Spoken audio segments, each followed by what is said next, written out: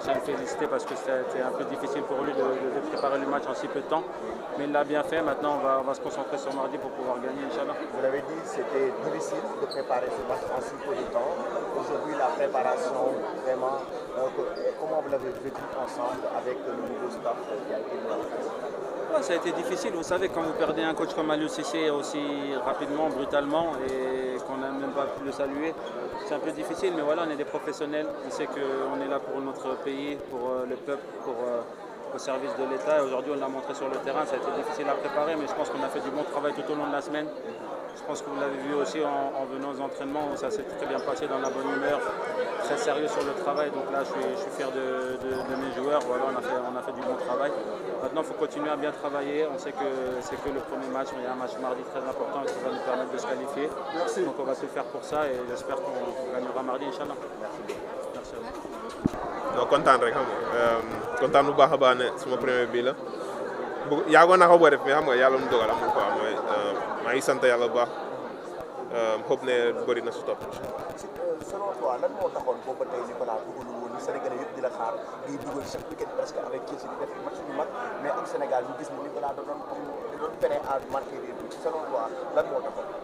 Non xaw ma foog ma am na lu tax comme sooy joué équipe du mag nii xam nga gars yi dañu bëgg nga def ko équipe nationale aussi quoi loolu moo fanaa loolu moo nekkoon suma xel lu bëri pour jéem a def même chose lu may def suma club def ko équipe nationale mais instant yi sant yàlla ñëw na tey soobee yàlla yu bëri na si topp incha allah. Nicolas, est-ce que xam na attente bi Sénégalais yi am ci moom xaar bi lay xaar boot équipe bi daw ak moom parce que gis nañ que très grand. xaw ma la mais man loolu laa bëgg quoi xaw ma ndax gars yi bëgg ne loolu si man mais man moom suma mentalité loolu la mos a nekk soobee yàlla dina def suma kéemtalaay kattan def ko incha allah. lan ngay wax Sénégalais yi. non ñu continuer dañu génn rek dañuy saboot ñu xam ne football yombul quoi ñu nekk suñu ginnaaw rek ñu xam ne lépp dina baax incha allah. Ouais, c'est vrai qu'on avait à cœur de gagner ce soir face à une équipe du Malawi qui nous ont mis en difficulté. Après voilà, après l'expulsion, on a su gérer le match. Je pense qu'on s'est fait plaisir, il y a eu des bonnes séquences de jeu, énormément de buts, donc voilà, on est content. Le rôle de sentinelle que vous jouez dans l'équipe, je pense que vous êtes beaucoup plus à l'aise avec ce rôle au niveau du milieu de terrain. En même temps aussi les transitions offensives, vous arrivez à les trouver. C'est quoi? Vous avez une bonne combinaison au niveau du milieu de terrain ou bien c'est pas qui est à l'aise sur le plan physique et tactique? Non, c'est vrai que je me sens bien, j'enchaîne en club. Maintenant voilà, à chaque fois que je vais en sélection, j'essaye de donner le maximum. Voilà, je sais qu'on joue pour le pays, on a une mission à faire à chaque match.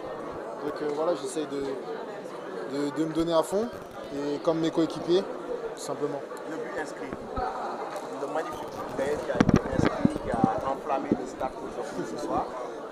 Vraiment, vous pouvez nous dire quand même de cette réalisation. Vous venez un peu sur cette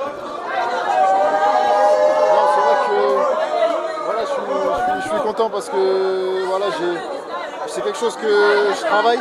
Voilà, je sais que je peux marquer plusieurs buts dans une saison, donc voilà, c'est quelque chose que je travaille en club. Aujourd'hui, ça a fonctionné avec la sélection, donc je suis très content. Performance et résultats. Je pense que c'est une mission accomplie ce soir et on est très content du match. Déjà, le premier match de Pacquiao, sélectionné, intérim de cette sélection. Comment vous avez vécu vraiment cette préparation aussi? Non, de toute façon, pour ça, comme je l'ai dit aussi hier en conférence de presse, coach Pape, on lui fait confiance. C'est pas un débutant, il a fait d'énormes exploits avec les jeunes du Sénégal. Aujourd'hui, il est très heureux d'être avec nous et nous, on est très contents d'être avec lui parce qu'on le respecte énormément déjà en tant qu'homme, en tant que personne. C'est un ancien joueur de cette sélection, donc on le respecte d'autant plus. Et on respecte aussi ses qualités d'entraîneur, c'est une très grande personne, un très grand coach. Et aujourd'hui, je pense qu'il a montré avec cette maîtrise. Merci. Comment vous avez trouvé cette prestation dans cette rencontre, une belle victoire face au Malawi? Bon, aujourd'hui, c'était l'objectif de bien jouer d'abord. Et voilà, après de remporter les 3 points. on a réussi à faire ça. Voilà.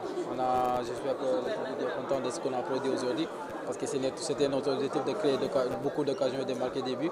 Et c'est ça qu'on a fait aujourd'hui. Et j'espère que le public est content aussi. Le premier match du Sénégal sans Aliou Cissé depuis 9 ans. Déjà le départ du sélectionneur, quel hommage on a fait? Rien n'a changé hein, parce que voilà, le travail du coach il est toujours là. Voilà, c'était le premier match de Pape Thiaw et félicitations à lui. Mais voilà, le Cissé, on ne l'a pas oublié, tout ça c'est grâce à lui. Voilà, et on le remercie pour ça. Après voilà, c'est l'équipe qui passe en premier, c'est le peuple qui passe en premier. Là, on s'est concentré pour gagner le match et voilà, on a joué aussi pour lui. Et voilà, on lui souhaite tout le meilleur. Ouais, ça va. Non, ouais, ça va.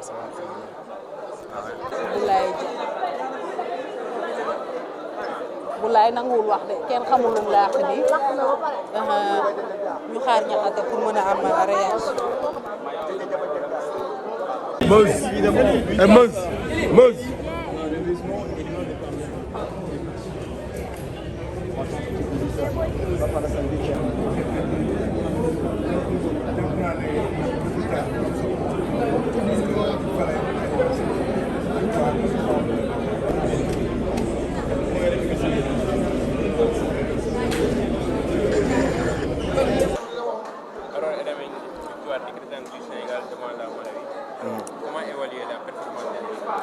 Ouais, bon, dans l'ensemble, une bonne performance parce que gis nañu une équipe du Sénégal qui a été réaliste devant les buts avec Pape Gueye qui a joué le rôle d'élément déclencheur avec ce magnifique but qu'il a inscrit à la 34e minute qui a permis à l'équipe du Sénégal de vraiment entrer dans le match, surtout en termes de réalisme. Ensuite, le but de Sadio Mané. Ce qui m'a beaucoup plu, c'est le but de Boulaye Dia et Nicolas Jackson. Boulaye qui en avait besoin, son retour qu'il a réussi, tout comme Nicolas aussi qui est resté des matchs, on l'a dit avant le match, Nicolas a besoin de réalisme en équipe nationale parce que gis nañ ne avec son club il est très performant, c'est son premier but avec l'équipe nationale du Sénégal. Donc dans l'ensemble quand même, je vois une bonne performance, même si le Malawi n'est pas une foudre de guerre aussi, hein, il faut oser le dire. Mais après, il y a beaucoup de choses quand même à améliorer dans le fond du jeu parce qu'on voit que des transitions offensives par moment, on n'arrive toujours pas à gérer ces transitions offensives pour être réaliste devant le but dès les premières minutes. Maintenant, gis nañu ne que li nga xamante ne nii moom mooy attaquant yi tey dugal nañu ay but loolu la ñu doon xaar si ñoom. waaw bon. Ouais, bon, en fait, première période, on a eu pas mal de difficultés. Moi, Pape Gueye, c'est l'élément déclencheur. Il a fait un exploit individuel avec ce tir. Ce magnifique but qui a déclenché, en tout cas, donné beaucoup plus de confiance à l'équipe. Dans m'a permis, après, on a vu que la mayonnaise prenait forme. Ensuite, un très grand Iliman Ndiaye aussi, qui a été titulaire et qui a fait un très bon match. Lui qui a été au niveau du trident, de jouer le rôle carrément sur le plan offensif du projet Théo. Donc, voilà, mettre à jouer de l'équipe, il donnait par moment le tempo. Pour moi, il a joué un rôle très, très important dans l'entrejeu. Je pense que l'équipe B, quand même, la prestation était bonne, même s'il y a des choses à améliorer, comme je l'ai dit tout à l'heure. Quels sont les enseignements à tirer sur ce match? Non, ce que je veux tirer, en fait, l'équipe a un potentiel.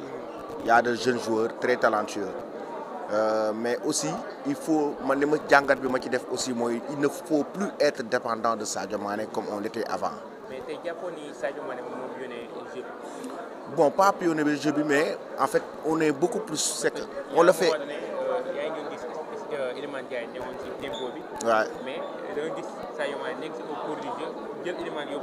Exactement. C'est-à-dire, on a tendance à avoir le jeu proposé contre Sadio Mané.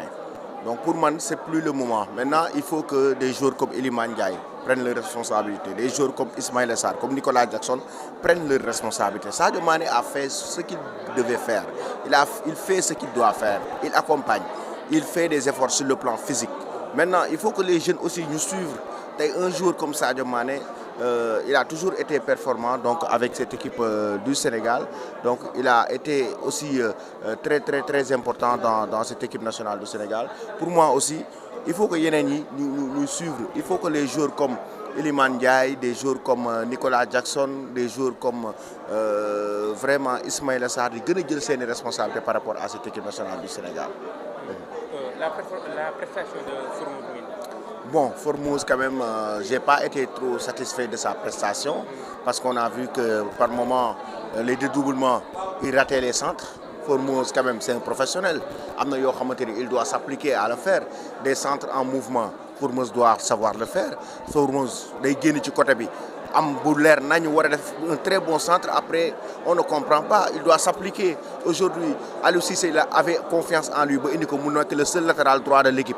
Bu ñëwee Pape Thiaw remettre ko comme latéral droit, il doit s'appliquer. Sa prestation n'a pas été bonne, looloo waral en deuxième période mu teel ko génne. Donc Formose quand même il doit beaucoup s'améliorer. Comment décrivez-vous l'approche technique de Pape Thiaw pour ce match? Wow, bon, une très bonne approche. Il est revenu sur le 4-3-3 classique.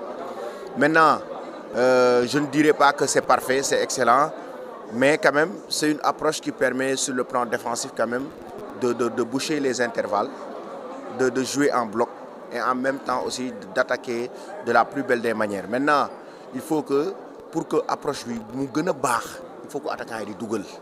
Le Sénégal manquait le jeu de possession. Aujourd'hui, l'homme du match, c'est Pape Gueye. Pourquoi Pape Gueye l'homme du match? Pape Gueye, l'homme du match, parce que c'est lui qui joue le rôle, en tout cas qui joue ce rôle de sentinelle. À la fois, c'est lui qui donne le tempo du jeu et du match du Sénégal.